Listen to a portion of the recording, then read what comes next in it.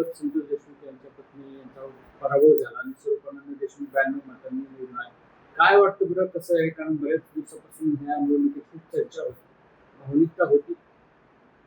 खरं तर संतोष देशमुख यांच्या पत्नीचा पराभव म्हणजे योग्य नाही तो त्या गोष्टी, परंतु तिथं काय झालं होतं, संतोष देशमुखांच्या हत्येच्या नंतर तिथं जरांगे नावाच्या कुठतरी बिंडोक माणसाने कुठतरी जाती द्वेषाचं राजकारण सुरू केलं आणि संतोष देशमुखांचे भाऊ त्या धनंजय देशमुख जरांगेच्या आसपास राहून कुठतरी जाती द्वेषाचं राजकारण करू लागले.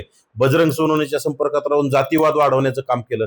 त्यामुळे गावगाड्यात काय तिथं काही एकटा मराठा समाज नाही, तिथं बहुजन समाजातले सर्व लोक राहतात आणि लोकांनी कुठतरी विकासाला महत्व देण्याचं काम केलं असेल.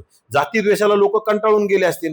प्रत्येक गोष्टीचं समजा भावनिकतेचा विषय असतो, परंतु भावनिकतेच्या आडून जातीवादाचं राजकारण व्हायला नव्हतं पाहिजे आणि तिथं सातत्यपूर्ण जातीवादाचं राजकारण केलं आणि जातीवादामुळेच हा जरांगेच्या संपर्कात राहिल्यामुळं आणि खरं तर हा पराभव देशमुख फॅमिलीचा नाही, हा पराभव मनोज जरांगेचा आहे, हा पराभव बजरंग सोनवणेचा आहे आणि सगळ्या जातीवादी विचारसरणीच्या लोकांचा पराभव आहे.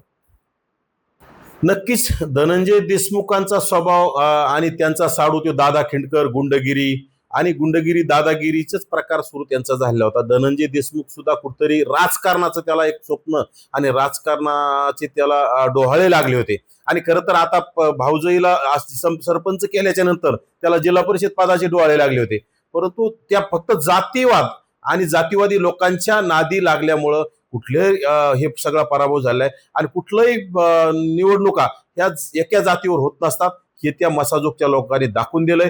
खरं तर धनंजय देशमुख आणि धनंजय देशमुखांच्या पॅनलमध्ये सगळं ते मराठा विचाराच्या जरांगीच्या बिंडोक जरांगी बिंडोक असणाऱ्या माणसाच्या पिलावळीची सगळी टीम होती आणि ह्या जे दुसरा स्वरूपानंद देशमुख आहेत, खरं तर ते दोन्ही देशमुख आहेत, पण स्वरूपानंद देशमुखांसोबत गावगाड्यातील बहुजन समाज सोबत होता आणि त्याचा तो विजय झालाय. कारण की जातीवादाला थारा न देता लोकांनी कुठेतरी भावनिकतेच्या आडून राजकारण करणाऱ्याला बाजूला करून स्वरूपानंद देशमुख यांचा विजय केलाय आणि कुठेतरी राजकारणाचे डोहाळे लागलेल्या आणि जिल्हा परिषदेचे डोहाळे लागलेल्या धनंजय देशमुखांचा हा मोठा पराभव म्हणावा लागेल, मनोज जरांगेचा पराभव म्हणावा लागेल.